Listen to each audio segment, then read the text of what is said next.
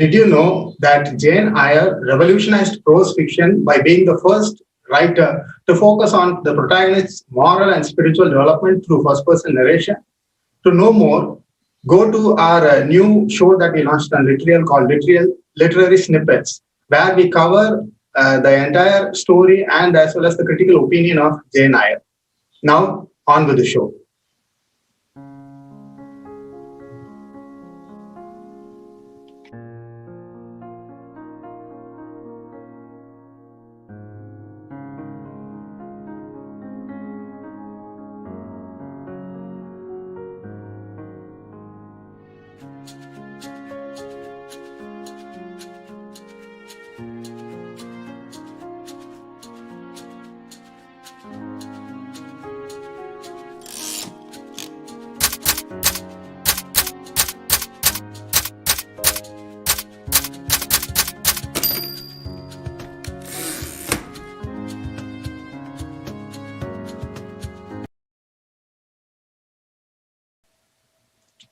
Welcome to episode 4 of the Writer's Preview. Today's guest is none other than Stephanie Kepke, and she's here to talk about her latest work, Feel No Evil.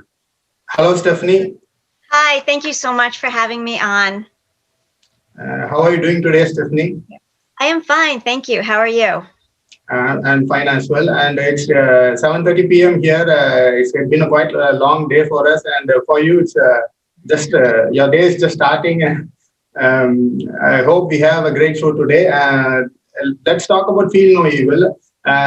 Before the meeting started, we were talking about the genre, and you were saying that it is women's fiction.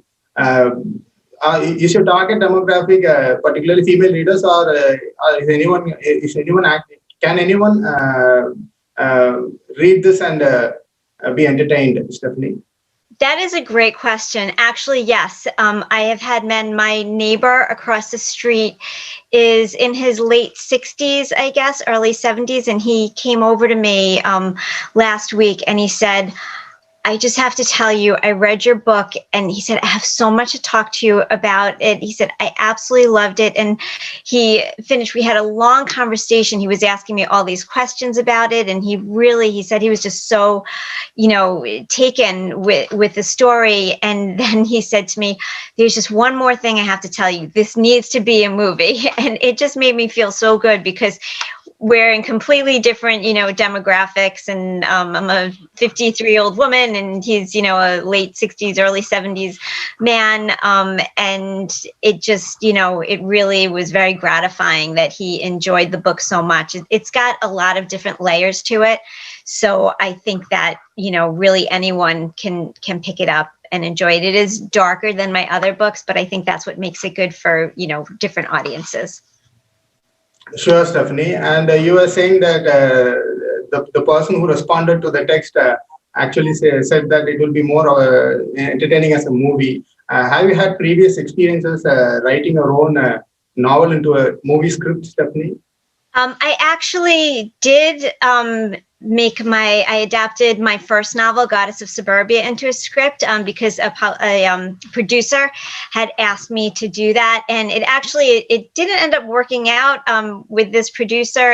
I guess that, that's Hollywood. Things don't always work out. I'm not sure what happened to him. He kind of disappeared a little bit, but it was really a great experience. And I actually taught myself. I had taken script writing in film writing in college, and I hadn't written a movie since then, and things were very different now with formatting and everything. So I had purchased script writing software, and that really helped a lot. And I would think of adapting this for a movie, or I would be happy to, hand it over if somebody was interested in adapting it.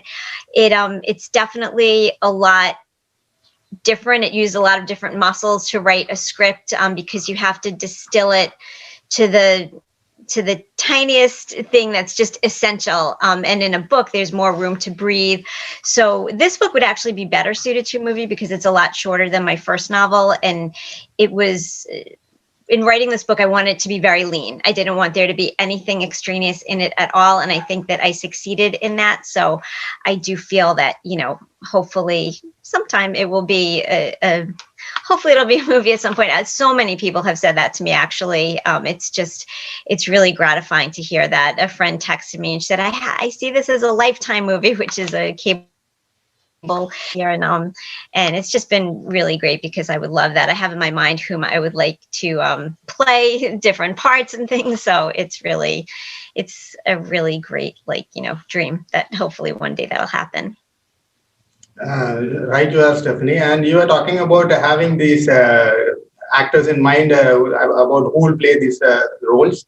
When it comes to the protagonist, Kate, whom do you think would do justice to the character, Stephanie, if you want to audition anyone? Yeah, I was thinking, Amy Adams would be great, or there was, oh my goodness, I'm drawing a blank.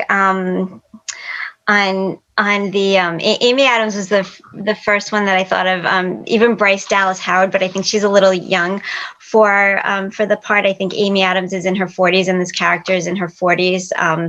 Jessica Chastain would be amazing, for it. The character, it's a big part of her that she's a redhead, so I was thinking of redheaded actresses who are kind of at the right age for it. Her friend, I've been watching this show here, and there's an actor, Alan Tudyk, and he makes a character who should be unlikable, really likable. And I thought, God, he would be perfect to play Sean. So he even has the right coloring for it. And Caleb, I'm still wondering on that a little bit. But Kate, any of those three actresses would be amazing. Amy Adams recently donned the role of Lois Lane, if I'm right, Stephanie. Yes, yeah. Do you think that she'll be able to, if she wants to do that role, that her agent might tell her whether to do it or not? Or, talking about mainstream appeal, I think, Stephanie. Yeah, I think so far, some of the reviews I've gotten, one review the other day that was posted said it was timely, provocative, mesmerizing. So it's definitely a book that's today, it's definitely something that's really appropriate for the world that we're living in right now. So I would hope so. And I think that she's done a few that were, darker, a few movies that were darker, which is what made me think, that she would be perfect. She'll be open to such roles. Yeah, that would be great. So if you're listening, Amy Adams, thank you. Yeah, if you're listening to the show, Amy Adams, you did a great job as Lois Lane. Superman is one of my heroes. And okay, then let's get into the show, nitty-gritty of the show, the interview segment. My first question to you, Stephanie, is in your book, there is this sentence at the beginning of the novel, before the opening chapter itself, and it goes like this: "For survivors everywhere, may you rise up and be heard." What does the sentence mean to you, Stephanie? That's actually also a great question. So many women who are men, anyone, survivors, they stay silent for a lot of reasons. It could be fear of reprisal from their assaulter. It could be misplaced shame. It could be not wanting, their family members to know because they don't want them to be upset about it. It could be so many different things. And I just feel that if women speak up, which is why this resonates with the Me Too era, and that's when I got to the second part of it. But we can talk about after. But for this, I've had survivors share their stories with me after reading the book, or even just when I've told them about the book. And I've been giving copies of the book to survivors also, because they've told me that survivors who have read it said that it made them feel less alone, and that this story just really kind of helped them start to heal and be able to talk. I know at least one woman who told me, she said she'd never told anyone else the story. So really, to say that I hope survivors can rise up and be heard. I just hope that that in a healing way, they can have their stories told and they can feel, open to coming out. Like with Me Too, it was all powerful people that were being taken down, and people had this the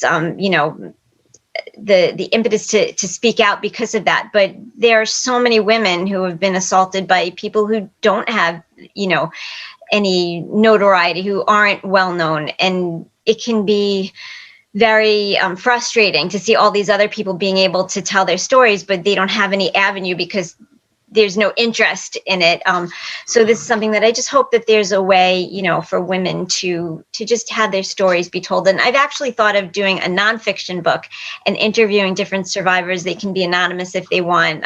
This is the first time that I've spoken about it out loud, but it has been kind of like pinging around my brain because it has seemed to be very therapeutic for anyone with whom I've spoken when they've shared their stories. Sure, Stephanie. And when it comes to people, dealing with people, there are many dynamics at play. You can say that there is a huge divide between the rich and the poor, and the powerful and the powerless. With those kinds of divides in mind, if you're talking about survivors / victims, there is always the victimizer. Yeah. And that victimizer may go to the other side of the spectrum where they become powerful and they shut the people who want their voices to be heard. In such circumstances, is it the society that is holding the survivors back from getting their voices heard, or is it the individual who is isolating himself or herself from voicing their opinions, Stephanie? I think it's a combination, but a lot of it is definitely the society, because a lot of times women aren't believed, or men are not believed. They're shamed. They're, oh, well, what was she wearing? What was she drinking? What was she doing? What caused that to happen? And this says, in the book, Kate says, it was never my drinking. She had been drinking. She said, it was not my drinking that caused this. I'm paraphrasing. That's not exactly what it was. Violence is at fault for this, not, my drinking. And it's just, she was young, she was drunk, but it wasn't her fault. And that's just something, it's never what, it's not an open invitation for others to. Yeah, what somebody is wearing, what somebody is, if somebody has been drinking, it's never ever, the reason. It's never a permission to do anything. So I think that a lot of times, women are afraid, or men especially are afraid to speak up. I'm so sorry. I'm going to turn my phone off. I have several alarms set. I'm trying to. Even when the sound is off. Okay, there. Sorry. No problem, Stephanie. Go on. My son is in virtual school today, so I usually remind him to get on class. He's in virtual actually every day now, but I'm sorry. Thank you. Go on, Stephanie. Have you done the answer? That was just, I just feel that, that society often places blame where it should not be placed. So a lot of times women also feel, and men feel, uncomfortable speaking up for the reasons that I stated. But I think that's because of, and when this happened to Kate, it was so long ago that there was definitely a mindset of, well, it must have been her fault. And to see that her assaulter went on and had absolutely no repercussions at all in his life is really just driving her, crazy. Can we also say that there are cultural implications at play here?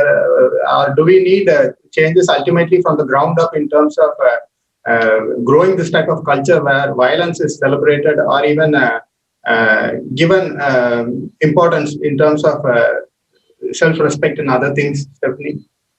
Oh, definitely. There needs to be a sea change in attitude. I definitely agree with that. I think that, Joe Biden had started back when he was vice president. It's On Us, I believe, is the name of the movement, the organization. But it's just, there has to be a no longer a glorification of things like this, and no longer a rising up of people, who do things like this. There can't be a pass anymore. Too long, powerful people have gotten away with too much, and even non-powerful people. So that there definitely, I agree with that. There definitely has to be a change from the ground up.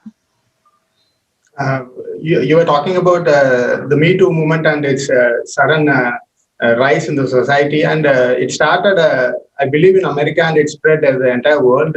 When it comes to that movement, when it comes to any movement, any type of rebellious movement, there is always the good and bad for that. And do you think there are still opportunities where this movement is being mishandled by either of the sexes, either male or female? Yeah, I mean, there are definitely going to be those people who do not act in good faith and who make accusations that aren't true, or who try to capitalize on things. And it's unfortunate because it makes it harder for everyone else. So I do definitely agree with that there are still, I mean, I think that they're fewer and far between than they ever were. And I think it does more good than harm. But I do think that there are those, kind of bad apples who do things that they are, it's more serious, obviously, than just bad apples. But there are people who have nefarious, goals, who use that to their advantage when they shouldn't. Me Too movement is something that is needed for the contemporary society, and there will be some in the minority who will, I'm not talking about the spectrum of people who take advantage of that.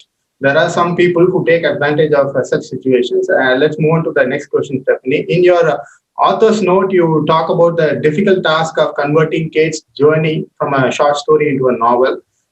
Since the first work was published as a short story, if I'm right, what I want to ask you is, you went on to say that you didn't see a clear journey for Kate in novel form. So why did you feel at first that you were unable to continue Kate's journey in the form of a novel, Stephanie? It's funny. It's scary and exhilarating at the same time when people read your short story and say, "Oh, I want more. This should be a novel." And we even had a joke about it in a writing workshop that I did, because somebody would say, like, "Oh, I can see this as a novel," and everyone would groan and be like, "Oh my God!" But secretly, we'd be like, really happy. I think they're very different forms. So a short story kind of comes to a natural end, and everything is more compact, and a novel has more room to breathe. It's more expansive. So when you turn a short story into a novel, you have to kind of push past that natural end that you've come to and see where the story goes. And it's almost like a sequel, but it has to be completely seamless. You can't know where that short story ended. Like in a movie, if there's a sequel, the first one ends here and then the sequel starts here. It has to be, seamless. And it actually, the short story was way before part one ended. It was really the first scene where she's reading her journal and she says that, she's a survivor, and she takes it out like a rotten piece of food in the refrigerator and throws it away. That's where it ended. So it was a little bit difficult to push past that. But once something sparked, then, it got easier once, I realized that there was more to explore in her, in her eating disorder. Was definitely there needed to be more said about that. So. Sure, Stephanie. And readers, if given the opportunity to read both before beginning the reading session, and they're given the opportunity to read the short story as well as the novel, do you think that the novel alone will stand on its own and describe Kate's journey, or do we need to go back to the short story to know more about her and her healing journey, Stephanie? No, not at all, because the short story ended up being the beginning of the novel. So there's nothing. I think I took down the short story and just made it like a preview, of the novel. It had been on Wattpad and my blog, and that's where readers were reacting to it. So that short story ended up being part of the first chapter. It was a really short story. I had written it for a contest probably 12 years ago, I think. So the book stands on its own. It's just that there's nothing in the short story that's not in the novel. So thank you. That's a good question. Thank you, Stephanie. And you were talking about Wattpad. We are living in this digital age where the authors can directly communicate with their readers and get their reaction, and in turn react towards their intake of the book. What do you think about this digital age and literature, Stephanie? Does it make your work harder, or has it been a fruitful endeavor, Stephanie? Yeah, I mean, I think that it's I think that it's definitely a good it's a spark to keep you going, and it's wonderful to be able to see people's reactions, in real time when you post something. I don't use Wattpad as much anymore because I just, I'm more writing novels, and my publisher doesn't, this book I ended up publishing on my own because of the content. It wasn't right for my publisher, and I would have had to tone it down, and my editor and I agree that that wasn't, a good idea. But my next short story, my next novella is, with my publisher, so I wouldn't be allowed to put it out anywhere else.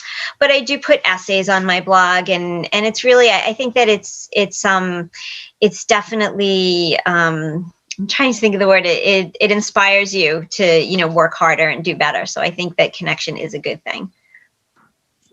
Sure, Stephanie. And you were saying that you self-published this novel. You must have felt very strong about the subject matter, and you must have seen the implications it will have on the readers. And you must have had this desire to get them into the hands of the reader. What made you feel strongly about the subject matter, Stephanie? I just felt that it was a really important book to write, and I had started it, like I said, 12 years before. And when it was that short story, I put it on the shelf I published 4 other books. And those books were more what other people wanted, but this was a story that I really wanted to tell and that I thought was really important to tell. And when the Me Too movement exploded, I was able to finish it because I was able to push past and get into the to write kind of a novella, making it into a novel with steps. So once I got to the end of the short story and I figured out that I could explore her eating disorder more, I was inspired by my trips to visit my son at a residential eating disorder program, and just the beauty of the setting. And it was so luxurious, this amazing mansion in the Hamptons, and all the pain that was kind of swirling inside of it. And I felt, okay, this is where Kate's journey needs to go. And then when I got to the end of that, and it felt like a natural end, but I knew that it wasn't long enough. It still needed to be longer. And as I said, I kind of put it on the shelf.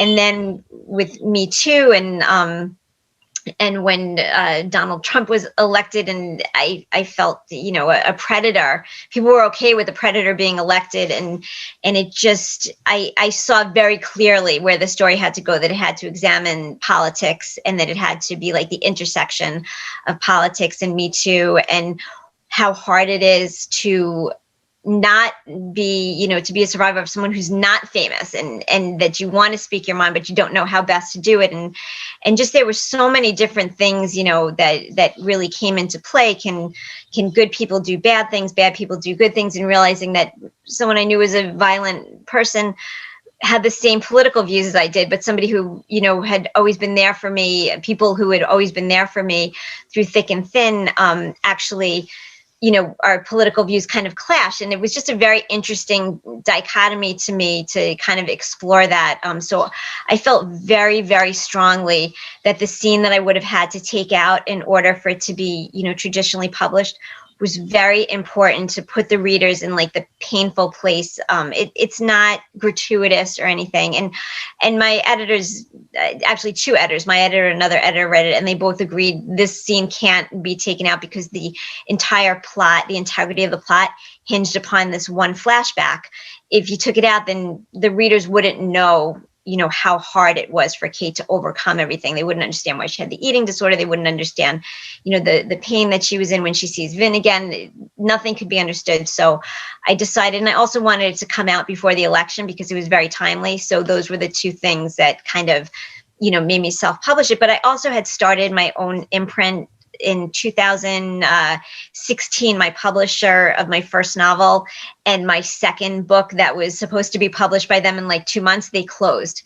And I said, well, I can either take several years again to find another publisher. My second print book was a book of essays.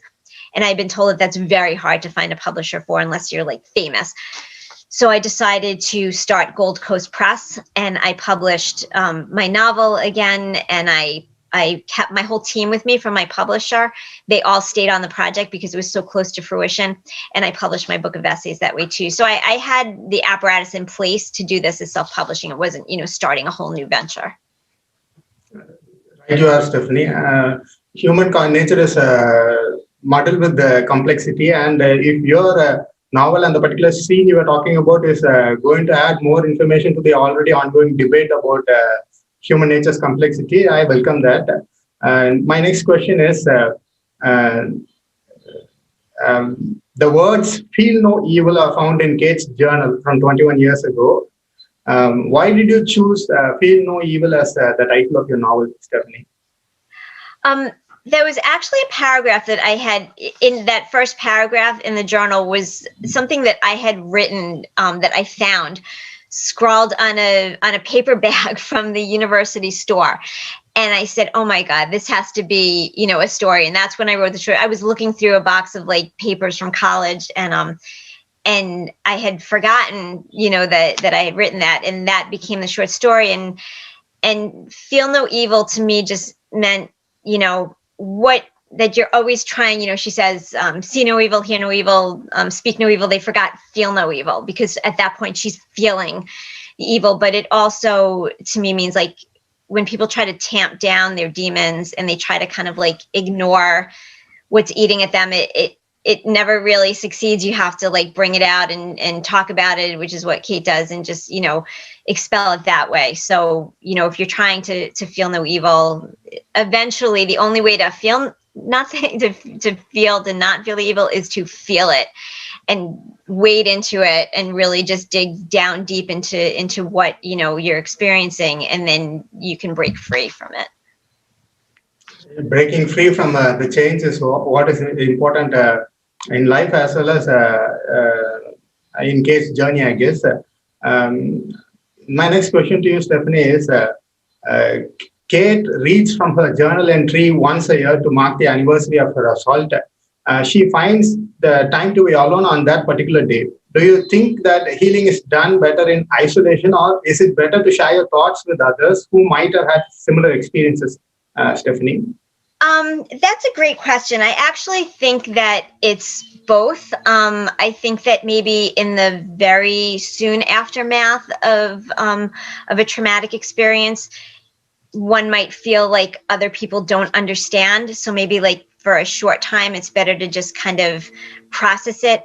But I do think that it's really important to know that you're not alone, and to know that other people have been through what you've been through, which is one of the reasons that I, wrote the book, and one of the reasons that I give information for survivors to reach out. I have to thank RAIN, who they're an advocacy and a group here for sexual assault survivors, and they give, they have services, and I put all their information in the author notes. They gave me permission to use them in the book, and I just feel that they're a really great resource, and that it's really important for people not to feel like they're alone, and to know that others have gone through it. So I think it's a little bit of isolation, and then definitely, being with other people.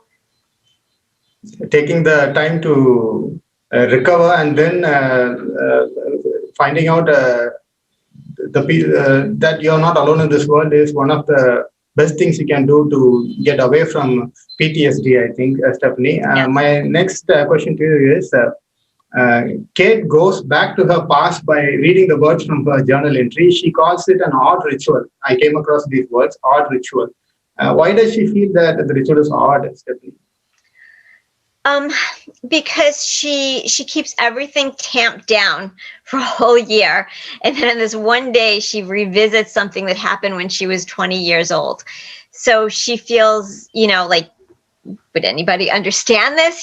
Why does she lock herself in her room? Her husband takes their kids out, and she just reads this journal, and she lets herself feel everything. She lets herself cry. And then she just tamps it right back down again. So that was, something that she finds it odd, because she doesn't think that anybody would understand it.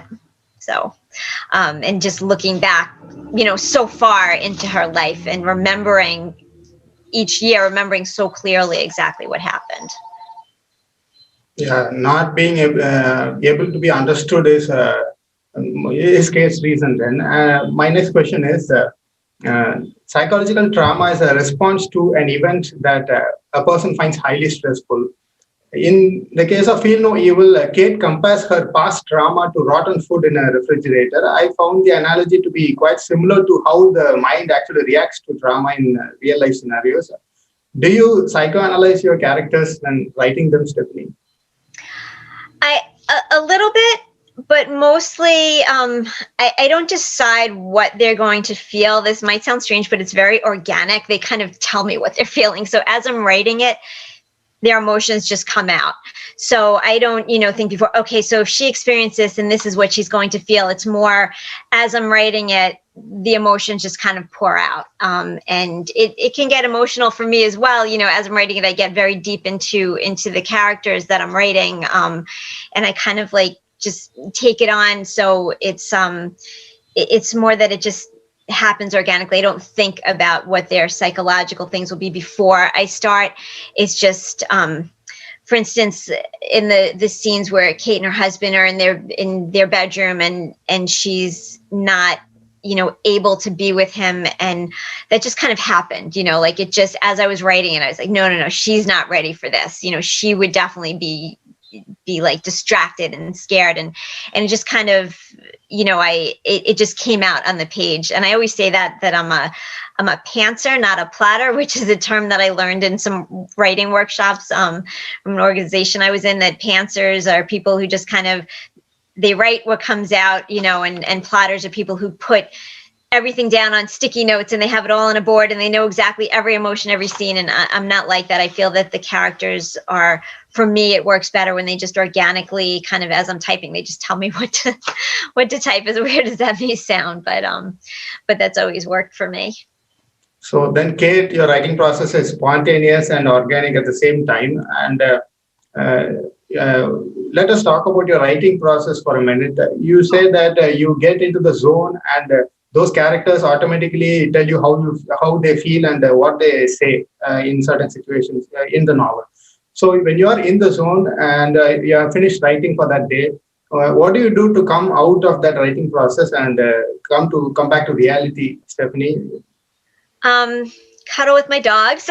That's a big thing. I'm pretty much, I have 3 kids and my house is usually there's somebody playing. They're all very musical. So there's somebody playing the drums or the guitar or the bass or piano or something. So that's definitely like a good way to come out and, just like with your senses to just do other things, because it was a hard book. I felt like it kicked my butt while I was writing it. It was a tough book, which is why I kept writing easier, fluffier books. And, but, just take my dogs for a walk. Maybe I have a little mini stepper that I can move around and do that. Go sit outside on my porch. Really just anything that your senses, hearing, touching, breathing in the air, that definitely is good. Or maybe eating some ice cream is good too. But it's, sometimes you have to just take a break. Listening to music is good also. So you listen to music and you take your dog out for a walk. But the most important thing that you mentioned is that your family keeps you rooted, and they are the backbone for you. So when it comes to family values, do you think that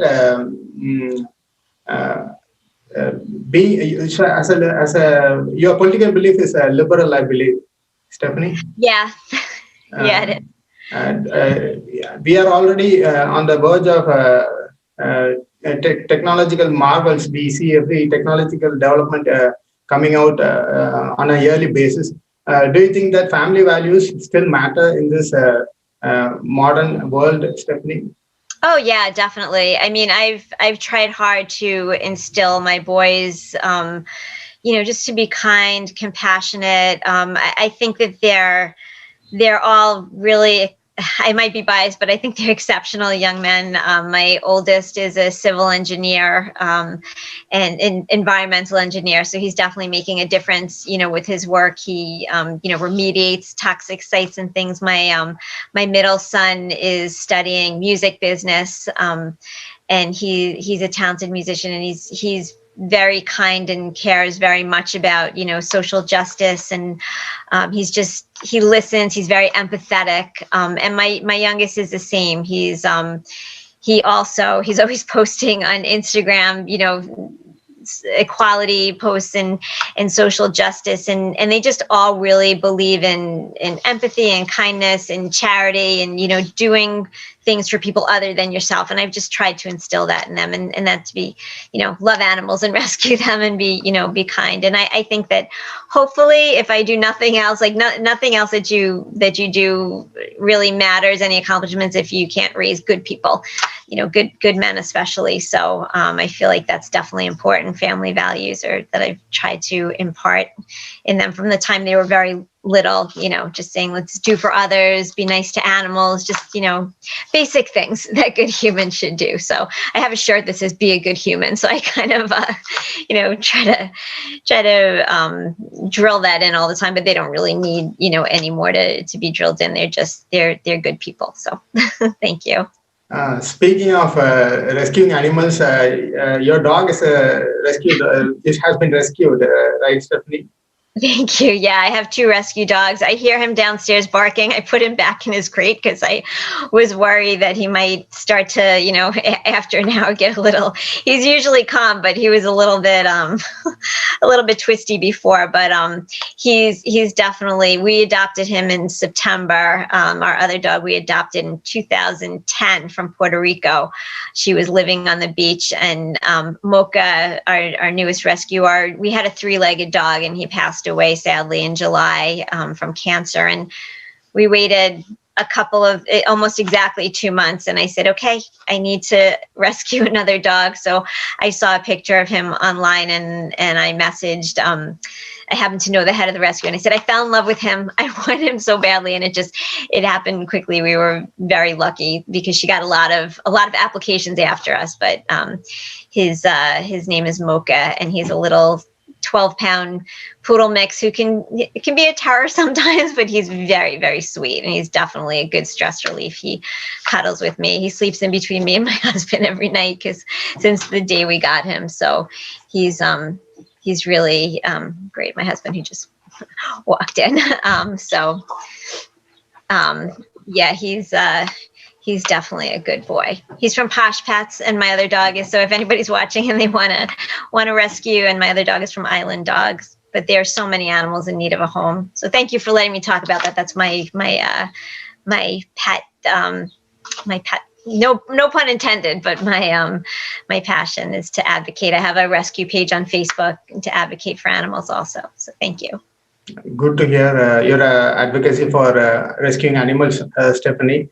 My next question to you is, as a writer, do you try to be more original, or do you deliver to readers what they want to read, Stephanie?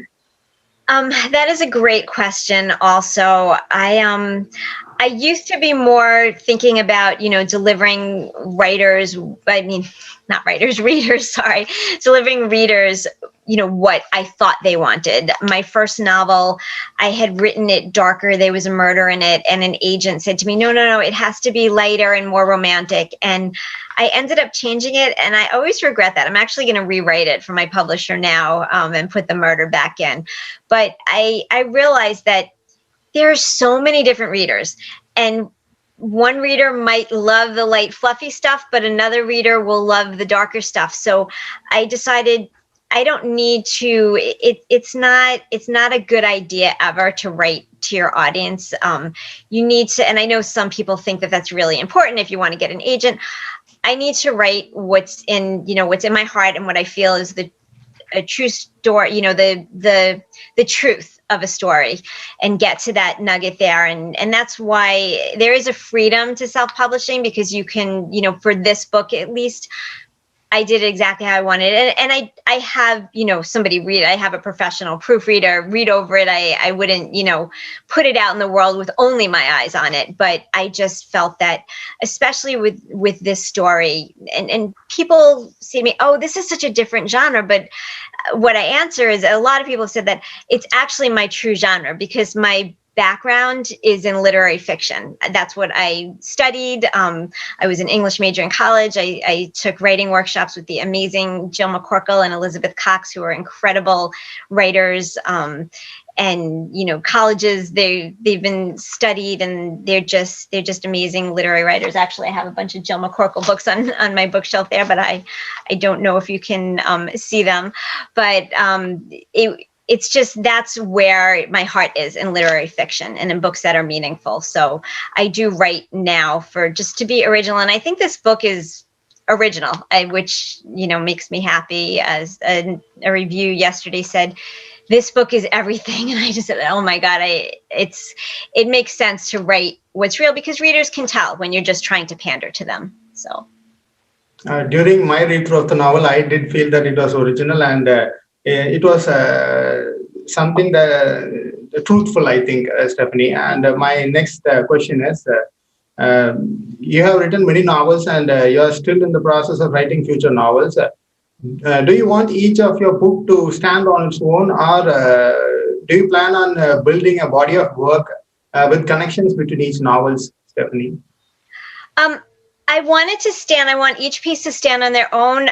The connection, the body of work, the connection is that they're all strong women who overcome odds. And the odds might just be a cheating husband and a sex video that went viral, which is my first light, fluffy, fun book.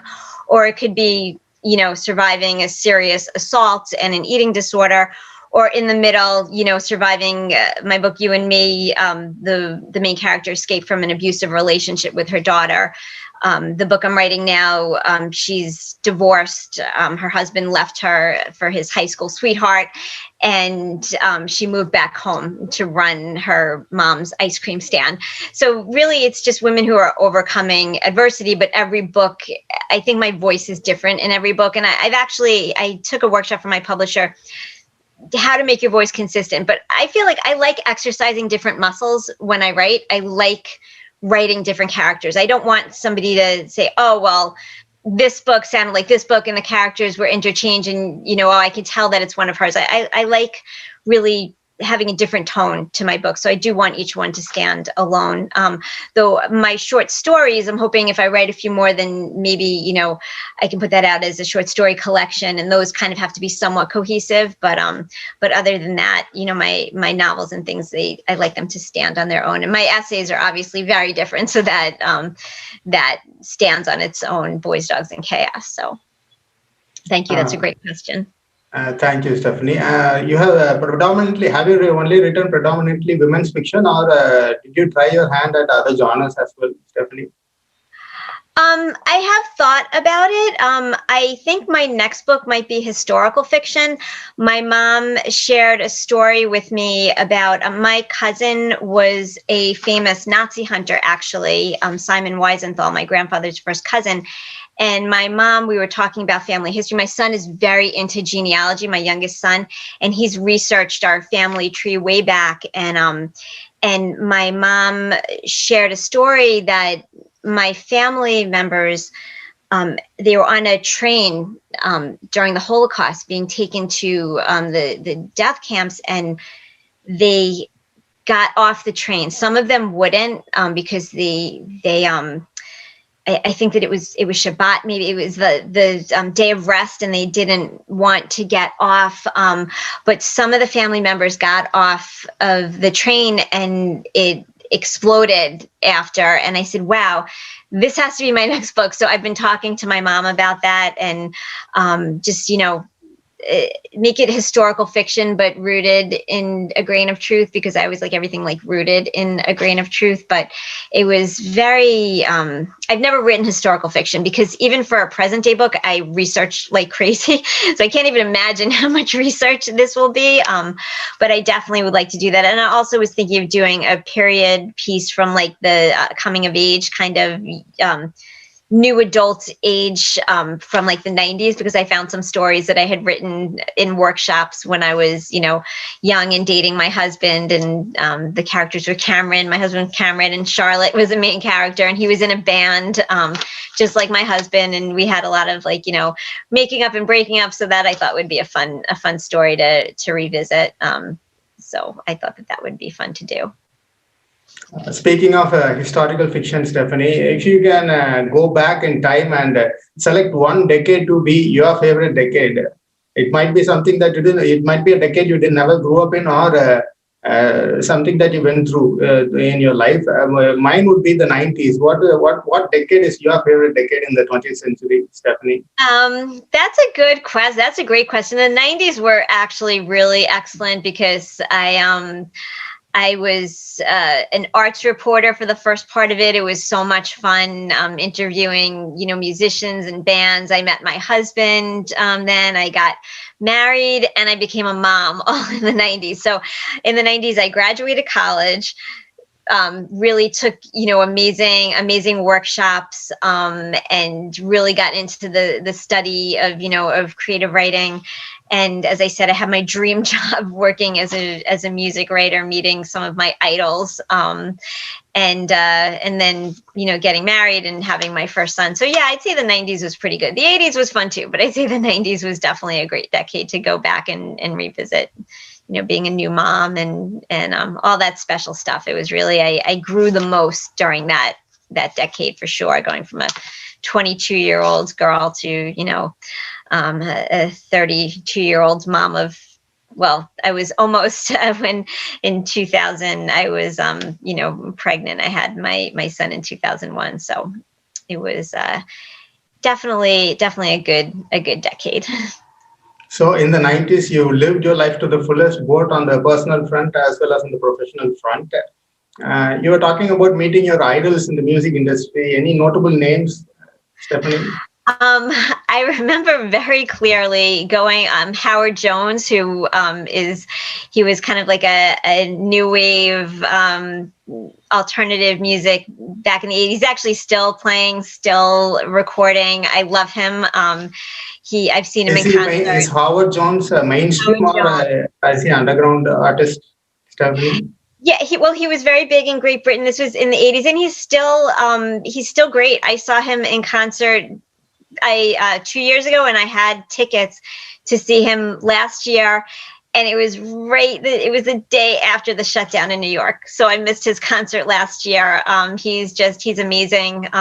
So I wrote an article about him, and in my calendar, I wrote the calendar column, and he invited me and my husband to go up, or my fiance at the time, to go up on his tour bus to meet him. And I remember he said, "Oh, this is brilliant." And I turned into a 14-year-old because I used to, I felt that his music kind of like spoke to me.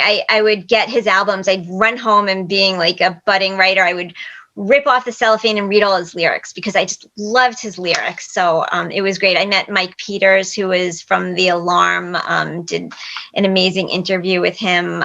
They were just a lot of, I met some writers who were idols of mine because I was a music writer, but I also did the calendar for this. So I did a lot of different things. It was a great job. It was it didn't pay anything, so I eventually had to quit because I couldn't pay my rent, but I loved it. And I still was a music writer after that. I just had another day job. The calendar was full time, so that was a little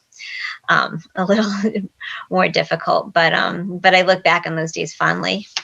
Yeah, despite not getting paid, you really must have enjoyed the work as a music writer. I did. I think I made. I'm sorry. Go ahead.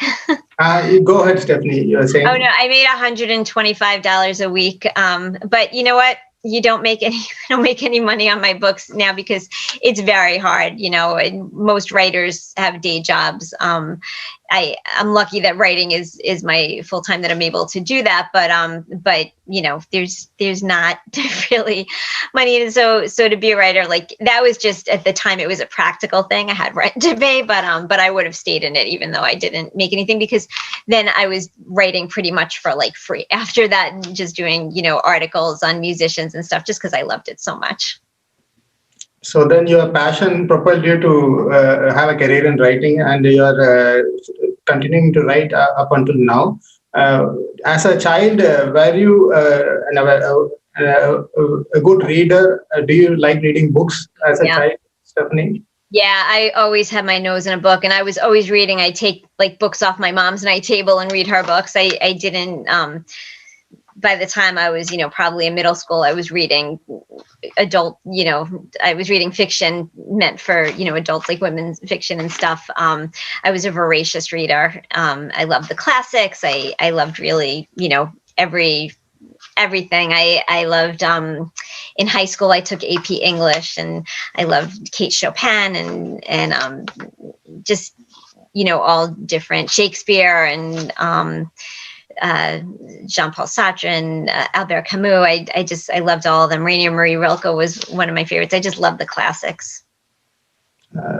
Sure, Stephanie. There is this common thread between all the authors that we have interviewed in the past, and there are also many articles suggesting that authors fall in love with reading at first, and then their second love is writing. So when people come and ask me how I can improve my writing, I always tell them to go and read. What they don't understand is reading comes first, and then writing is the second stage of anyone's language proficiency. So your life is an example of that. You started falling in love with reading, and then you took up writing as your career. On to the next question, Stephanie. You have written many works now, but if you go back to the past and tell your younger self, self as a writer, if you could tell your younger self anything, what would it be, Stephanie? I would just say that just be patient, that you will get published at some point, because I started writing professionally when I was 21, writing in an arts magazine. I was an arts reporter then too. I was very grateful. I had an amazing internship at a magazine, and I was given, a family friend, thank you if you're watching this, gave me an assignment for, while I was in college, to write an article. I remember it was a teddy bear rally that was taking place in my college town. And that was the first article that I ever wrote and had published. And it was such an amazing feeling. And then I did an internship that summer, and I just was, writing a lot of articles and I majored in English. My creative writing professors would say, "Oh, she's making the big time." Like I remember one said to the class, "She's going to make the big time. We're going to see you on TV one day, on the late night shows and stuff." And I just always thought that my fiction would be published by the time I was in my 20s, especially studying with such amazing teachers. And I ended up taking, after I had my son, I took like a 10-year break, and I ended up getting my first fiction piece published when I was 40, almost 47. I was 46.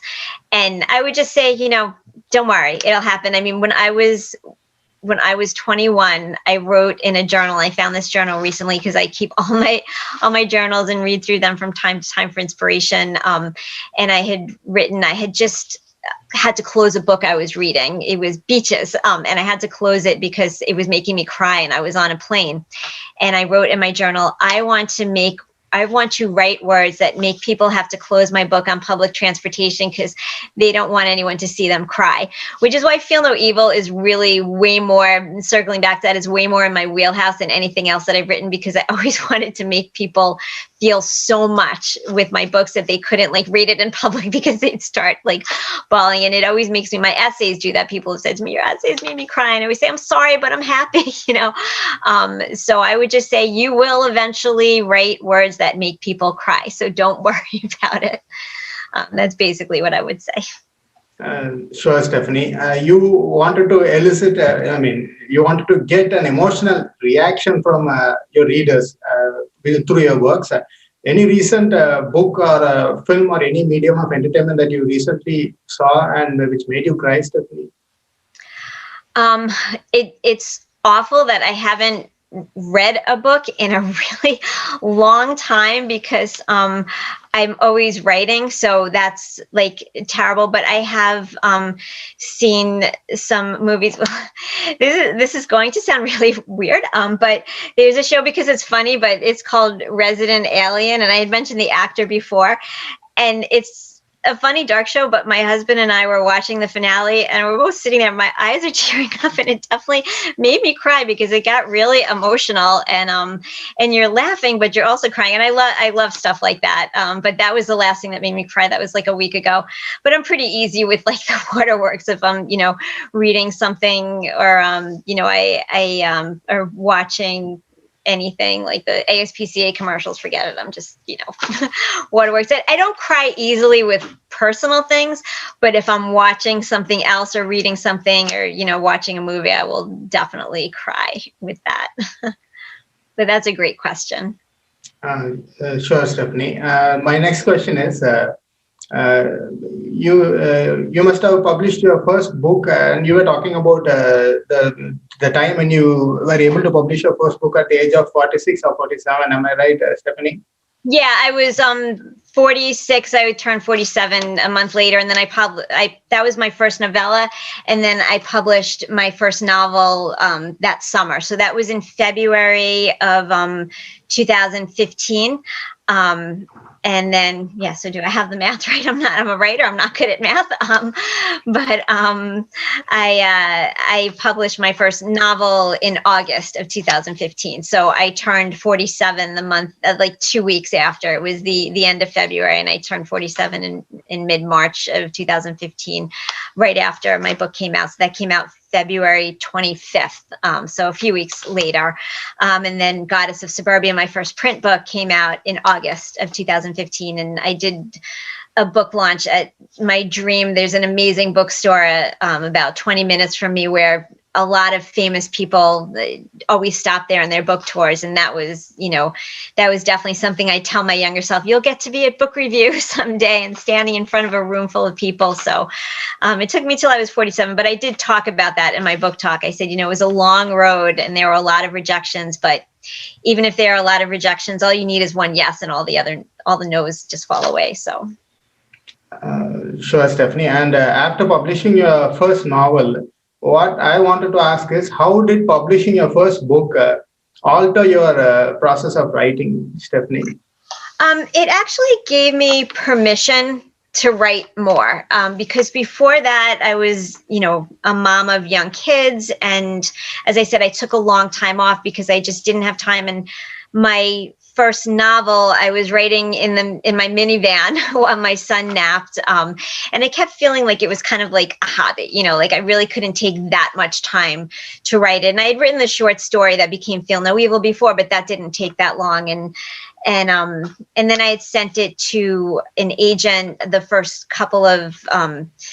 chapter, and the prologue in the first chapter, and she wrote back and said, I want to see the whole book. And I said, oh my God, I didn't write the whole book. So it really gave me, permission to just look at it as a career rather than just a hobby. I started thinking of myself as an author, which was a big step for me because I always felt a little bit guilty, being a mom of young kids, to take the time. But I would do it, when they were, I'd scroll, scratch things out on napkins and things, ideas and stuff. And I do it when I could. So writing is a great career because you can do it late at night when your kids are sleeping, and you have,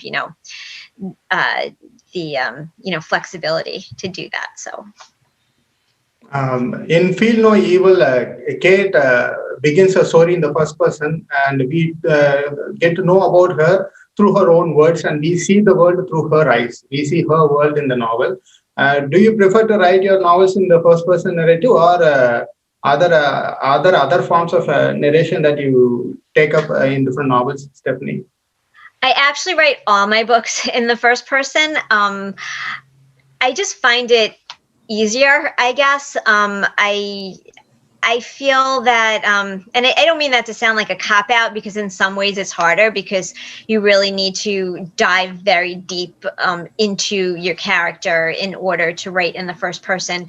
Sometimes an omniscient narrator is a little easier because they can just give the overview. So you have to, if you're writing in the first person, you have to be able to convey the other character's emotions through their actions. Like in Feel No Evil, Caleb takes his glasses off and rubs his temple. And, that's the kind of thing where it shows that he's like exasperated. So it is challenging in its own ways, but I feel an immediacy when I write in the first person. So I write in the first person in the present tense.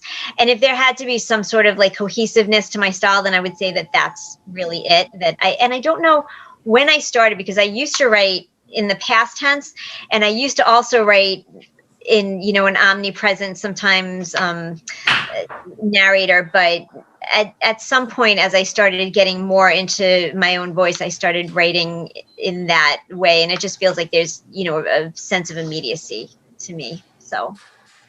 So you are already a writer who enjoys the spontaneity and the organic elements that come with the format of writing. So you would naturally gravitate towards first-person narration, which is a quick way of writing, I guess. From what you have said, that's what I was able to surmise. My question to you is, if you take into consideration first-person narration, there are some elements that can be unreliable. For example, if Kate is looking at a situation, she might be thinking of her own biases and her own misconceptions and looking at the situation and dealing with it. Do you think that she is an unreliable narrator, or does she have weight to her words in the novel, Stephanie? I think it's both. I definitely think that when it comes to something, she's an unreliable narrator. Like, she can't see her eating disorder, but like, she can't see what it's doing to her family. But when that realization hits, for me, it feels like it's more powerful. And I felt like you have to be in that confusion because you're thinking, well, is her family really acting like Jared? But most of the time you're thinking, well, why can't she see it? And I think that frustration that the reader might feel that she's not seeing it is the frustration that her family feels. So it kind of serves a couple of purposes to have an unreliable narrator, because the reader is left with more of an emotional punch, I think, because they're kind of empathizing also with, her husband and her sons, and seeing, well, how can you not see how painful this is? Because when you have an eating disorder, you can't see how you're hurting, the people around you. And I know that, I had a type of eating disorder, not to be, too skinny, but just losing my appetite. And I couldn't tell how it was hurting everyone around me because I couldn't see how thin I had gotten. And until a doctor says you're not healthy, but until I had to experience it as a parent, I didn't realize, how harmful it was. And I ended up apologizing to, some people whom I felt I had, hurt with my actions unwittingly. And I feel like Kate kind of encapsulates that. So Kate, not understanding the effect her eating disorder has on her family is something that you created in that moment during a writing process, and where you wanted to extract a certain kind of response from your readers. Are there moments in the text during a writing process where you thought you could stop and adapt according to your desire, where you wanted to elicit a certain kind of response from your readers, Stephanie?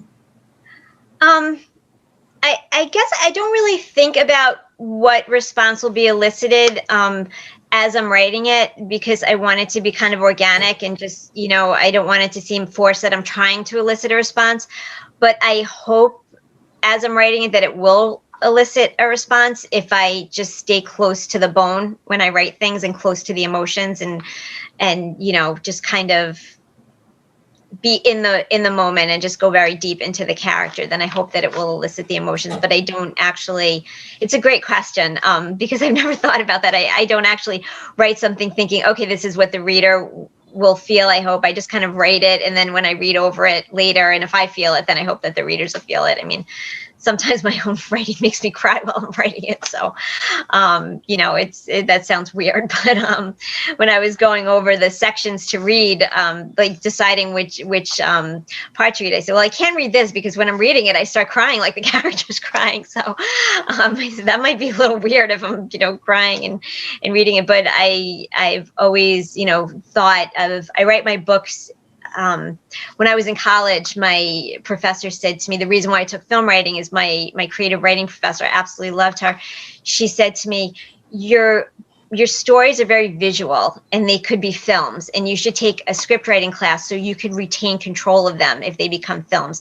So when I read things out loud or whatever, I look at it as like a film. When I did a one-woman show last year, and I studied with a director, and it was kind of, acting. So, I hope that it elicits the response as if it was, act it out, if that makes sense. Then, are you interested in acting as well, Stephanie?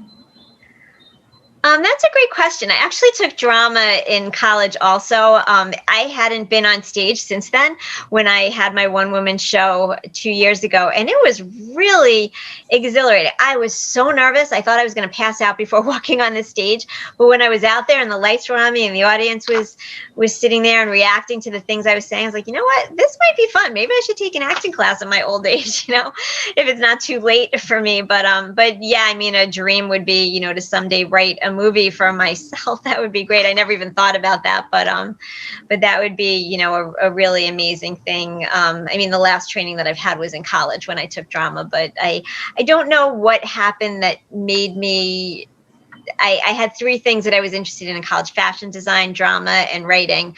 And I think I basically had enough credits to graduate with an English degree. So that's where I kept changing my major. And so that's where I ended up. But I did enjoy it. Maybe I'll take an acting class sometime. Who knows?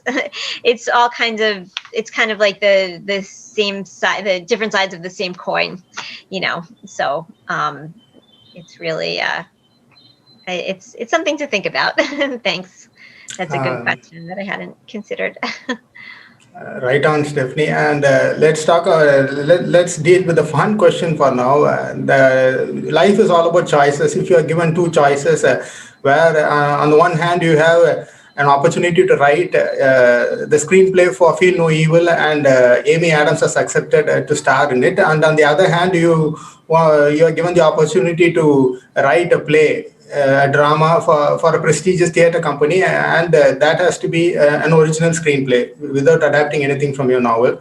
Which choice would you choose, Stephanie? Which will be your choice? Ooh, that's a tough one. I loved being on stage, and I loved working with. I was part of the New Work series from Emerging Artists Theater, and they're amazing. Shout out to them. I love them. I don't know. I guess maybe seeing Feel No Evil on the screen, just because it's my baby now and it's here, and I would love to see that, happen. And I haven't yet written a play. So I guess it would be Feel No Evil, because I would just love for that to be a movie someday. But that is a fun question. You're right. Definitely. Speaking of red-headed actresses portraying the role of Kate, any actors from the young generation whom you think will be more suitable, because Hollywood has so many visual effects that can make the young person appear old, like Brad Pitt in that movie where he ages backwards. There is this young actress called Saoirse Ronan. I hope I'm pronouncing her name right. Is there any other actors from the young generation whom you think will do justice to the role of Kate, Stephanie? Oh yeah, she's amazing. Definitely, I believe that you pronounced it right. She's incredible. She would be great. There's oh my goodness, Rooney Mara, I know is very good. But there was a young woman who was in Zoe. Oh my goodness, I can't remember her name, but she was in Zoe Deschanel. She's great too, definitely. But she was in a movie, Flower, I think maybe. I can't remember. I cannot remember her name now, but yes, Saoirse Ronan, if I pronounce it correctly, she's amazing. There are so many talented young actresses. Emma Watson is great. I've thought more of older, but you're right, they can be made to look older. So I'm trying to think. Really, there are just so many of them who are so good. Yeah, Hollywood has many starlets, but they are in need of good scripts, I think, and you'll be able to fill in that gap. I would love that. Any producers listening to the show, we highly recommend you give a read of Feel No Evil, and I'm sure that it will be a visual treat for for the movie goers. On to the next question, Stephanie. Language is seen as something that is only used for communication, but I believe that language has power to heal as well as change the society.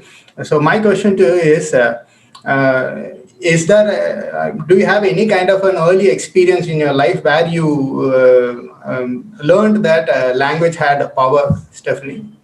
I definitely do. I was thinking about this. When I was a freshman at University of Massachusetts, I took freshman English, and this was the same teacher as my creative writing teacher who she really encouraged me starting freshman year. So we had to write essays, and the essays were shared with the class and workshopped. And I wrote an essay about how hard, not hard, but just the emotions of growing up and being far away from my high school boyfriend, and how I was worried that we would grow apart as we were growing up. And almost all of the students, my essay was the one that affected them so much more than any of the other ones. And they were coming over to me and saying, "Oh my God, you said," I remember this one girl came over and she said, "You said what I've been thinking." And it was such a heady experience. And I maybe that's why I went into writing rather than the other things I was interested in, because I remember it made me feel incredible. And they had to write notes on the back of the essay. And as I was reading them, it really struck me that, hey, I could use my words to make people, feel these emotions and feel not alone. And it stuck with me. And I still consider myself perhaps an essayist above all, because I do love writing essays. So that's stuck with me for all that time. So as a young woman, you were getting all these inputs from your peers regarding your writing, and you told us about your interest in writing essays.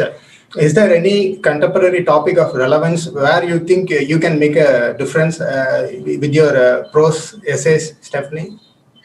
I've tried to make a difference. The last essay that I wrote was called "Post-Truth in the Suburbs," because people in my town, actually, there's a parents Facebook group, and somebody was complaining about the school teaching political events that actually happened. They were complaining about the insurrection that happened on January 6th. And they said, how dare they teach this and say these things? And what she said was actually the truth. And there's just so much bending of the truth now. And it's very hard, alternative facts. And it's very hard for people are very easily swayed. So I wrote this essay, really about that conversation and about how painful it was for me, because you can believe what you want, but if it starts affecting my child's education, then that's when I felt I had to step up, because she complained to the superintendent about this. I don't even know who the woman was. I'd never met her, and I don't remember her name, but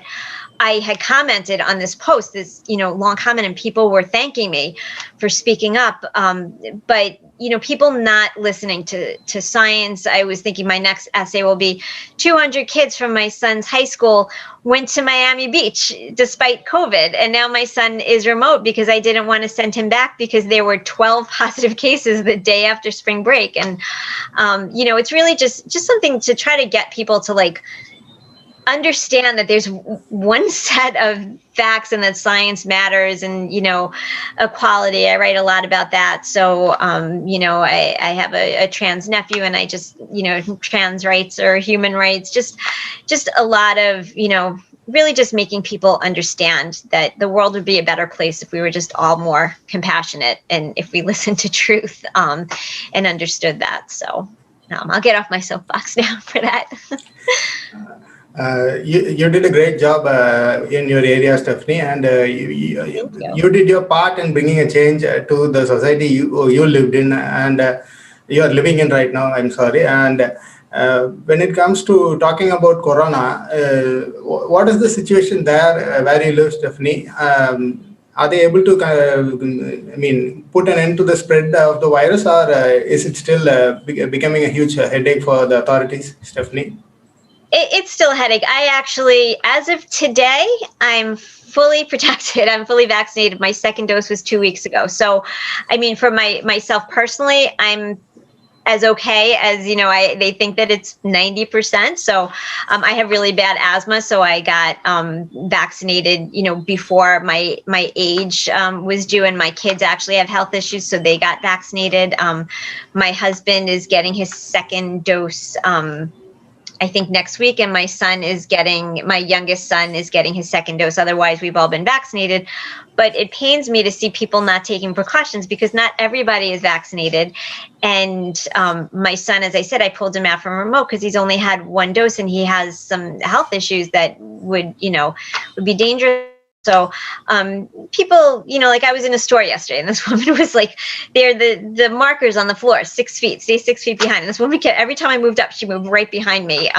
People don't wear masks, you'll be out on the trails and everybody's passing close by. I mean, outside it's better, but I'll be in a store and I'll see somebody I was in a drugstore and a drugstore of all places, right next to the pharmacy where people pick up medication. She had her mask under her chin and was smelling things. And I just feel it's not going to get completely better until everyone is vaccinated, which takes time, or people stop having parties, people stop, things are definitely opening up, which is great. You can have gatherings now, small gatherings, weddings are starting again. And, hopefully schools, they're allowing them to move the kids closer, but that's why I kept my son remote because of all the cases there.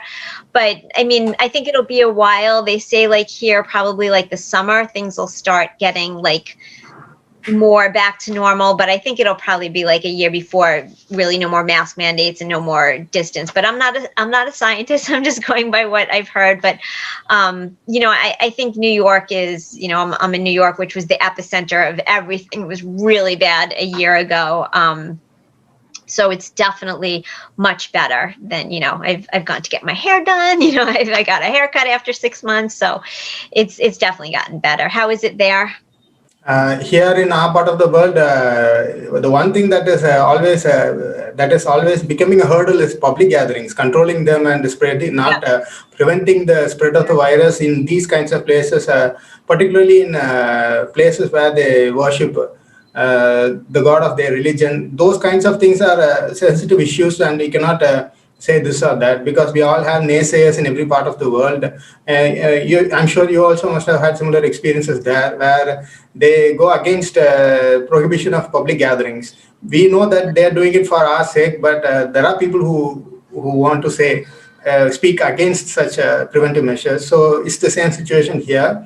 We are all doing our best to prevent the spread. Let's hope for the best, Stephanie.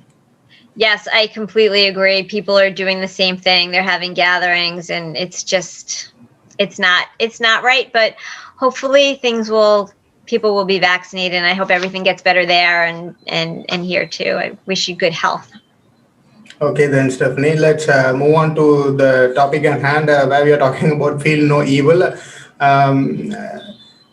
My next question to you is, what does literary success look like to you, Stephanie?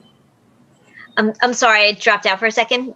No. Do you mind repeating that? What do you consider as literary success? I think it's sexist, you said, right? Yeah. Okay. I'm sorry. Literary success. That you have become successful as a literature person. What do you see as success in the world of literature, personally? I think that, sometimes women's views are diminished and aren't celebrated as much. I do feel that literature is it's a little bit more inequality, I feel that women authors can definitely be, as well paid and as popular as male authors. But I also think that for men in publishing, there can be some icky ones for sure, whom I have come across. And it's not right. Somebody who is in a position of power shouldn't be sending flirtatious messages, somebody who could publish your books. And so I've experienced that, and I did not like it at all, and did not submit a book and did not reply. So it's just as I put it, it's icky. If that makes sense. It doesn't sound too simplistic, but I'm sorry. I should have in a headset, or at least my hearing aid. So sorry about that. It just fell out for a second. No problem, Stephanie. And it is uncomfortable in those kinds of situations. And icky is the right word, I think. We have come to the final part of the interview. My last question to you is, you must have read a lot of book reviews regarding Fear No Evil. How do you deal with both the good ones as well as the bad ones, Stephanie? That's a great question, because I've been thinking about that a lot. I just put my book on NetGalley, which is a service here that you can download books for free, and reviewers, in exchange for an honest review. So I'll start. I got a couple of absolutely amazing reviews. There aren't too many on it yet, because it just went up, so there are only 4 on it, just, I read that. I actually was crying happy tears last night from a review that said, OMG, this book is everything. I have to, it's enthralling, and I'm going to go back and read it again and again. There was another one that said that it was gripping and alluring, and another one, as I mentioned, timely, provocative, and mesmerizing. And then there was one that said that it was a few less, it was like, all of them were like 5 stars, most than 4 stars, and there was one that was 3 stars, and I said, oh my God, it's 3 stars, you must have hated it. But it said that it was interesting from beginning to end, and I said, you know what, that's not so bad. Even if somebody doesn't absolutely love it, at least if the person finds it interesting from beginning to end. So with bad reviews, I always try to find like a little nugget of something positive in it. Now that was really bad reviews, so thank God, luckily, so far I haven't had any really bad reviews of Feel No Evil. But there's, readers have all different opinions. So it was very interesting. One woman who reviewed it, she is a Trump supporter, and parts of it, the main character is liberal. Her friend is a Trump supporter, and it's really like examining the fractures that have happened. And I was a little concerned, and she said that she loved the book, but she had, in the review, said she had mixed feelings, about there being politics in it. And she said it's either brilliant or sad. And I said, you know what, I will take that. And it was a great review. She really liked it. And she said that it was the most thought-provoking book that she'd ever read. And I thought, this is, amazing. And I think that with reviews, I take something from, I do read them, which people say you shouldn't do, but I usually try to learn something from each of them. Like reviews for my first novel, some of them were like, well, she, like it was light, like later in this, and that made me realize that it would have been better if I had written what I wanted to write, and that's why I'm going to rewrite it. But for that book, some people didn't like it because of the subject, and I said, well, you can't control, people don't like certain subjects, so I don't let the bad reviews really get to me. So far, I don't think out of any reviews I've ever had, I don't think anyone criticized my writing skills. So maybe if they did that, I would let it get to me.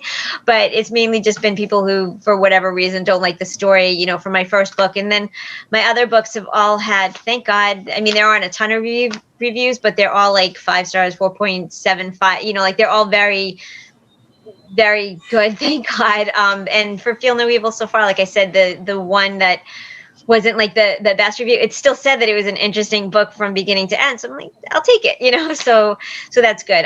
I can be very sensitive, so I know that it's not a good thing probably to read them. But honestly, when I read good reviews, it makes all the hard work worth it, and it just makes me feel so good. So I'm going to keep reading them.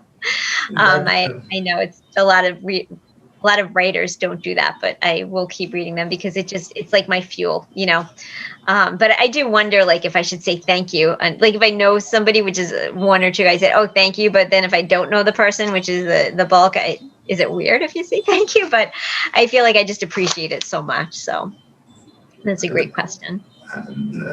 That's a great trick to follow, Stephanie. And I'm sure this will be a great, viable boon for young writers who are dealing with the negativity in their writing career. You say that you see the positive, little nuggets of positivity in a flood of negative comments. That's what I would surmise, Stephanie. Now it's time for you to read a little excerpt from Feel No Evil, Stephanie. So go ahead. The audience are waiting. Thank you so much. Put the bookmark in the wrong thing. So I'm going to take my glasses off for this because I can see the computer great with it, but not my book. Sorry, I'm just a little thirsty, so I apologize if my I have asthma, so my voice gets a little gravelly. Take your time, Stephanie. Take your time. I'm out of there we go. If you're going to ask the universe for forgiveness and a reset, I guess sunrise on the ocean is the right time and place to do it. I shrug and turn to my morning mantra partner, Rose. Right? Right, she agrees. Every activity here at Serenity Cove has a name, and it's usually some catchy alliteration. It's never just a walk on the beach or yoga in the solarium or lunch on the patio or dinner in the sumptuous dining room. It's morning mantra, serenity stretching, mindfulness meals, or dining without distraction. We have our phones for 2 half-hour breaks a day, and that is it. The outside world retreats, and we are ensconced in a fake universe of constantly sunny peer counselors who tell us over and over again that they've been in our shoes and have come out stronger. A universe where every meal is prepared by a Culinary Institute-trained chef and eaten with heavy sterling silver forks, and the crystal goblets we lift to our lips filled with the ever-present calorically dense, disgusting-tasting nutrition supplement seem heavier than some of the clients. Everywhere I look, I see jutting collarbones, sunken cheekbones, arms like the delicate bones of devoured chicken wings that look like they could snap with the lightest touch. I didn't think I looked like that until I was forced in a therapy session to look at myself. Really look. It was horrifying. It was the first step to getting better. I ate a whole chicken breast over spinach and angel hair with garlic olive oil at dinner that night. Rose gazed at me as I ate the last bite. I could see the envy invading her features. Her food sat mostly untouched. You could see looking at her what a beauty she had been before she stripped it all away. Crystal blue eyes and strawberry blonde curls that cascade down past the middle of her back when she didn't wrap them up in a tight bun. A smattering of freckles across her nose, but her skin hangs from her bones like a silk dress on a hanger. She was here my first day, and I fear for her that she'll be here long after I leave. Today is day 13. Lucky 13. I'm hoping that today is the day they tell me I can go home, but I know my hopes will be dashed again. Starting around the 5th day, the morning after I ate the whole chicken breast for the first time, I started hoping that they'd release me.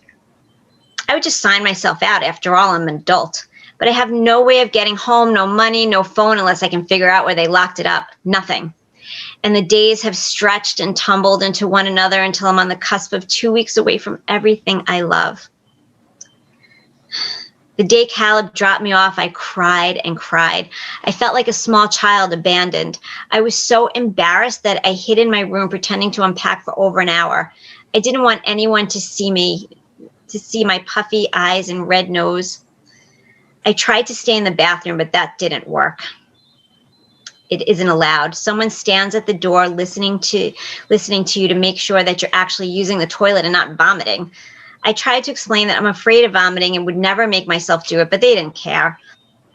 I tried to explain that I didn't want to be skinny. I just didn't want to feel sick, but again, they didn't care.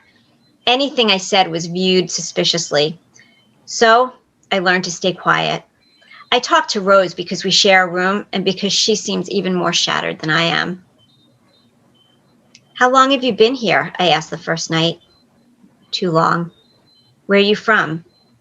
Nowhere. I stared at the ceiling, trying to think of what to say next. I don't eat because I want to disappear, she whispered into the darkness, but I heard and I understood. I think everyone wants to disappear at some point, I told her. At least everyone here does. There are only 6 of us in a huge mansion in the Hamptons, all women in our 20s, 30s, and 40s. I had heard that a woman in her 70s was released the day before I arrived. The thought of still battling this in 30 years filled me with despair and resolve to beat it. Every night I called my boys, but I still hadn't forgiven Caleb for going behind my back to commit me. I still hadn't talked to him since he left me here. This is the hardest thing I've ever done, he whispered as he hugged me goodbye. You're getting rid of me for who knows how long. I think it's the easiest thing. Now you can watch porn all night if you want to, not worry about being interrupted. You can spend time with the boys without worrying about my annoying any of you. You're shipping me off when all I need is just your support. I can get better if you help me. I'm going to ignore everything you're saying, Kate. I know you're just upset. Someday you'll thank me. I doubt that. I can't believe you didn't even let the boys come with us here. Don't you think I wanted every last minute with them? And I'll probably miss 6th grade graduation. I'm missing baseball games and the family picnic. It's not fair. I swallowed a sob and turned away. Just go. Caleb tried to hug me, but I twisted away. I still don't know if I've forgiven him, but I'm working on it in therapy. I may have forgiven him for leaving me here because my therapist insists that it was a sign of love. But I don't know if I've forgiven him for not choosing somewhere that he and the boys could visit me. All the other women have people come, even Rose. My parents have come once. It's not easy for them to drive over 3 hours round trip. And my mom calls during every visiting time and apologizes for not being there. My sisters, Jamie and Laura, have come twice. They cried and hugged me and promised to visit again as soon as possible. But everyone has their own lives. If I wanted to disappear, I feel like I'm doing a pretty good job. Thank you, Stephanie. It seems like we are right in the middle of her struggle, Kate's struggle with her eating disorder, I guess. You did a great job because instead of reading the book as a novelist, you read the novel as an actor. It was fascinating to listen to, Stephanie. Oh, thank you so much. I should have given a little background. I realized before I started reading it, I had planned to do that. So that was after, you know, I thought about whether or not I should read in the middle, but I don't think that gives much away because we were already talking about that during the discussion. But it really plays into the unreliable narrator part because, you know, Caleb tells her before they get there. And I was going to read the part where he kind of like springs it on her, but it was a little bit longer to come to a natural end. So, but he works very hard to get her in there. So she really is an unreliable narrator because, you know, he explains all that to her, but she just doesn't want to hear it. You know, she's just angry at him. And I thought about reading the first, the opening chapter, but you know, that can be like it is dark and it can be a little, you know, like disturbing, and so, and the language is a little off. So I wanted my kids to be able to watch if they wanted to. So, but thank you so much, and thank you for your kind words about it. I really appreciate it. We thank you, Stephanie, for such a wonderful reading session. Now it's time for us to get questions from our YouTube audience, and we have received a couple of them. Can we take a few questions from the YouTube audience? Sure. Yeah, thank you. Before we get into the YouTube audience's question, I have one question for you, Stephanie. Sure. My question is, in a traditional drama theory, there is this particular theory called the catharsis theory, where the intention of the playwright is to bring out the cathartic effect from the viewers. At the end of the tragedy, the audience must feel the cathartic effect of the strong emotions being pulled out of them, and then empathizing with the tragic hero. In the same way, since we are a channel particularly dealing with the study of English literature, from an author's standpoint, do you experience catharsis while writing your work, Stephanie? Oh, yes, definitely. I've said that about this book, actually, that it was very cathartic for me to write it. It was great. You know, it was definitely more than any of my other works. It was definitely, you know, felt that way, especially, you know, triumphs that, you know, that happened. So I hope that readers feel that as well. And the, you know, the music in it, and just try to like enhance the scene. So towards the end. I won't say too much more. It's better to leave the best parts out of the conversation for today, so that our readers can experience the novel to the fullest. Let's go on to the question from YouTube audience. First question comes from Luke Cameron, and the question is as follows.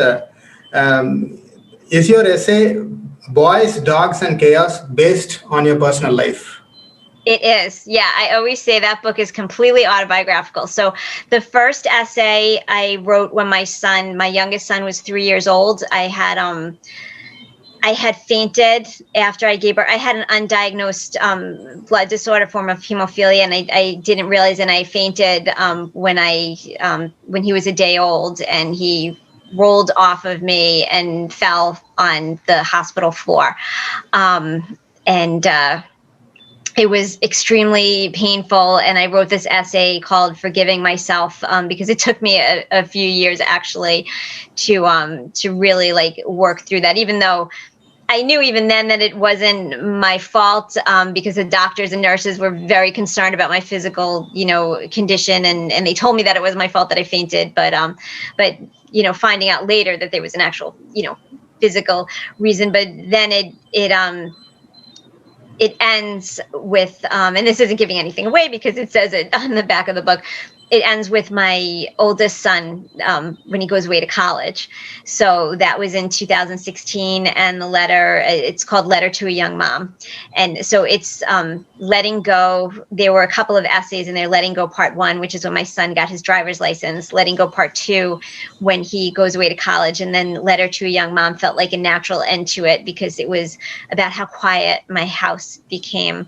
How it was always so loud, and I would get so stressed, and so there are a lot of essays in the book about like called The Rush, and Boys Will Be Boys, just a lot of essays about the beautiful chaos of children, especially high energy boys. And then that last essay is is Letter to a Young Mom. Just enjoy those moments. So thank you for asking that.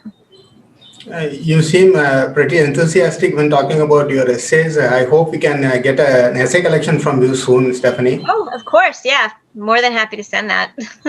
I'll do that today. Thank you. No, I'm not talking about us. I'm talking about the entire readers. Essay collection. Oh, yes. Thank you. You can publish your collection of essays and come up with a book of essays of sorts, Stephanie. Yeah, I would. I don't have enough quite yet since 2016, but if I write some more, because in 2016 I started turning more towards writing fiction, but or actually 2015 I used to write a lot of essays, like one a week, from like 2007 to like 2012 probably, and then I started concentrating more on fiction. But I do still write essays, so I would like to put those out. Thank you. Thank you, Stephanie. Next question comes from Darren Burks, and this person asks, what has helped you or hindered you most when writing Feel No Evil? I think coming up with, seeing where Kate's journey was going, because she got very mired in the murder that she was thinking about, and that actually a friend of mine in college was sadly murdered, and I had always wanted to explore that and kind of like honor her, and that really affected me very much, and I kind of like pushed it down, but I knew that wasn't the basis of the book, and when she was going down the rabbit hole and things, I just felt like I was stuck there, so that was painful. But once I got through, kind of like my blocks, actually the rest of the book came together pretty quickly. So, I wrote half of it, like I said, in 2014, and then I kind of hit a wall. And then when I became so inspired by the Me Too movement, then it was kind of like, it just kind of flowed. But also just the other my other writing responsibilities, because at that point, in between, I became published. So then, there were certain books that I wrote for series, for my publisher, which I appreciated so much. But, I put on the side, and then the producer had wanted the movie version, so I put it on the side for that. So I kept having to kind of like put it on the side for other projects also. So that was difficult too. But once I committed to finishing it, it was probably from maybe fall 2018 to February 2019 I finished it. So it wasn't that long. So there are certain episodes while writing the novel which where you felt that some were hindrances and some were helpful in your writing journey, Stephanie. Yeah, definitely. You were during your answering of this question, you were talking about down the rabbit hole, and I was reminded of Lewis Carroll's Alice in Wonderland Yes. books. And do you find time reading fairy tales and such, Stephanie? I haven't had much time, unfortunately, but I would love to. I did read that when I was very young, I think, and it's yeah, I would like to. But yeah, that's where the phrase "down the rabbit hole" comes from. But she does mention that in the book also, and I just thank you for reminding me of that. But yeah, I have to revisit some more. I loved stuff like that. The Phantom Tollbooth was my favorite book when I was a little girl, so I definitely did enjoy that type, that genre. I'm sure many of our listeners must be eager to know what the Phantom Booth is all about. Am I saying it right? Phantom Booth?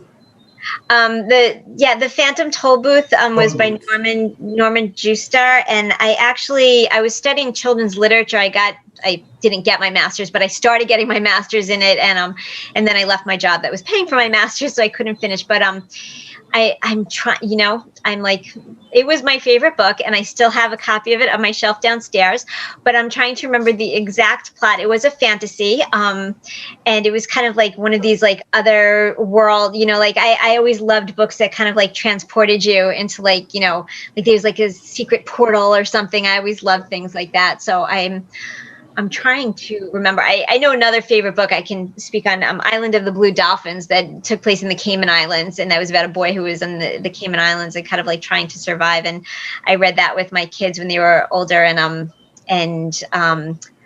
The Mixed Up Files of Mrs. Basil E. Frankweiler was another book from when I was a child that the kids were in the museum. We're stuck in a museum in New York City, and we're living there. I loved books like that when I was young. So maybe sometime I'll write something like that, a little bit of magical realism or something.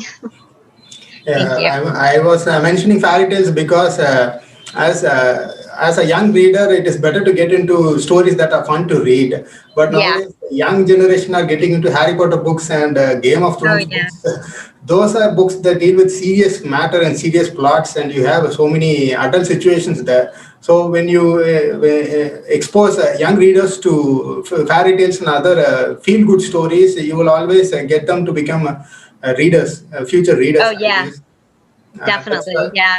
No, definitely. Feel good stories are so important for sure. Definitely. Yeah, I hope that I answered that correctly before my hearing's a little bit off. I meant to put my hearing aids in. Sorry. Yeah, you answered it really well, Stephanie. We have another question from the YouTube audience. This comes from Travis Lepon, and the question goes like this. What books have you read more than once in your life? Tending to Virginia is a book that I read more than once. It's actually on my bookshelf. Where is it? I know it's here somewhere. I just thought, oh, here it is. So this is one of my favorite books. It was by my writing teacher, and actually it was the first book of hers that I read. And I think, I studied with her and she signed it. So it's very special to me.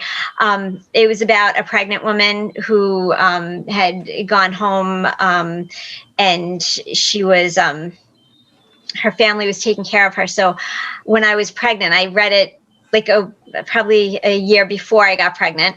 And then when I was pregnant, my family was living far away, and I went back and I read it again because I just loved it so much. And it just spoke to me so much. And, being pregnant, I just was like, it was like my comfort food book. But I remember I read, I think, The Mezzanine by Nicholson Baker more than once because it's just like a crazy, it's a kind of book that you can kind of pick up. I love short stories, collections of short stories. The Day I Ate Whatever I Wanted by Elizabeth Berg is a book that like I've gone back to at times. Like I said, it's horrible because I love reading, and I've unfortunately have been so busy writing but reading makes you a better writer. And I have a TBR list, a to be read list, a mile long. There's so many books. So I definitely, once I finish the edits for my next book, I'm going to definitely get back into, reading more. But there are books that I definitely, go back and read again, just because they're comfort food. So. Thank you, Stephanie.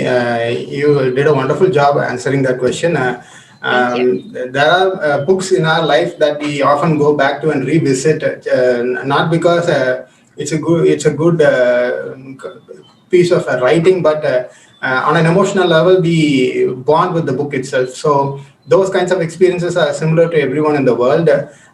Thank you, Stephanie, for being here with us, and you did a wonderful job answering all the questions patiently. Thank you. You had amazing questions. They were also thought-provoking and interesting. It was wonderful. This was a great experience. Thank you so much. Before you go, can you say goodbye to our YouTube audience, Stephanie? Yes, thank you so much for everyone who is here. I really, really, truly appreciate your spending time with me on this morning, evening, or whatever time of day it may be where you are. This has been so much fun, and I really just love, talking about books and writing and answering your questions. A special thank you to those who submitted questions. They were great, and I really, really appreciate it. So thank you for spending time with me, and just have a wonderful rest of the day or evening or whatever time of day you're in. So thank you. That was Stephanie Kepke talking about her latest book. And we will be providing you the links in the description box below the video. The purchase links will be divided into two. One will be the electronic version. You can buy the electronic version from the Amazon website, and the paperbacks can be purchased through the author's website. We'll be providing the description links in the description box below. The genre is women's fiction. If you are in the mood for reading a good book about the struggles and trials and tribulations of women in the 21st century, you can give this book a read. The book is called Feel No Evil by Stephanie Kepke.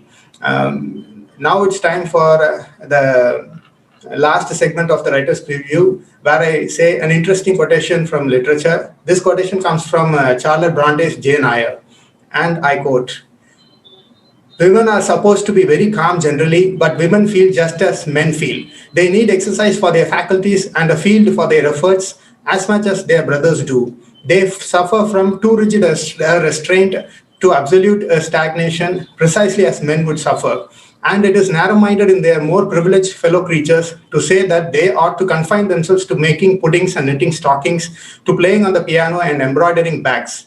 It is thoughtless to condemn them or laugh at them if they seek to do more or learn more than custom has pronounced necessary for their sex." I end quote.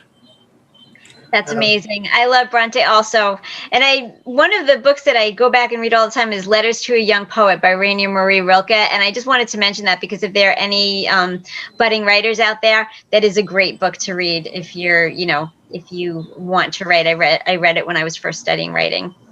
So I thought of that as you were reading that amazing quote. Thank you. Thank you for that amazing input, Stephanie. From this quotation, we are able to come up with two ideas. The one is language has power. When this book was released, feminism was not at its peak. It was going through its own stages of evolution. At this point in time, this book was seen as a revolutionary piece of literary work. And one more thing is taking into context that this book was written in the first person narrative. It was seen as a book that set a new standard for prose fiction, where you are able to see the world through Jane Eyre's eyes. Even though there were unreliable comments coming from her, we are able to get into the personal consciousness of the protagonist. So, with that note, I finish my last segment of the day. Interesting quotation. That's it for today. This is Karthik saying goodbye. See you on the next episode of The Writer's Preview.